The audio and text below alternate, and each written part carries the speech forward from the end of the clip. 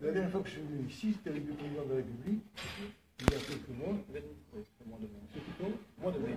Le 29 mai. Et je trouve que ça a beaucoup changé, et dans un sens encore supérieur à ce qu'on pouvait imaginer. Moi, je suis très heureux de voir la tournure que prennent les choses. C'est la première fois hier que j'ai vu les réserves, et j'étais étonné de la technicité et de la qualité de ce qui avait été fait. Et aussi de l'intelligence qu'il y a entre la relation des toiles qui arriveront ici et celles qui sont exposées.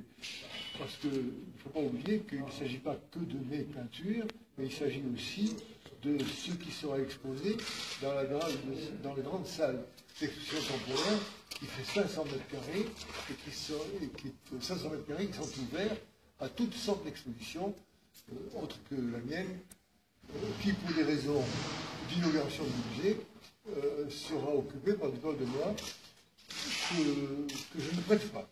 Ce ne sont pas des toiles qui viennent de chez moi, ce sont des toiles qui viendront uniquement des musées européens. Ou des musées en général, mais enfin, on a préféré se limiter, pour des raisons que vous comprendrez aisément, aux musées européens. Si on fait revenir des toiles du Japon ou d'Amérique, quand on sait que toutes les toiles qui viennent de pays lointains ou d'ailleurs doivent être convoyées, ça coûte telle somme d'argent que ça aurait été inutile. D'autant que les musées européens, que ce soit les musées allemands, autrichiens, suisses et espagnols et français, ont suffisamment de toiles pour occuper les 500 mètres carrés. Et fait très en fonction de la donation qui a été faite.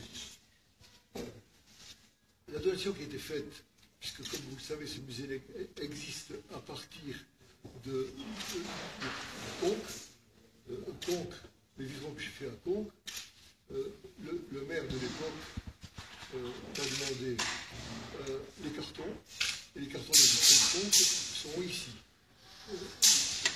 Ce sont quand même, quand on dit des cartons, on pense que ce sont des bouts de carton, en réalité non. Ce sont des pièces de bois mélaminées, dont certaines ont 4 mètres de haut,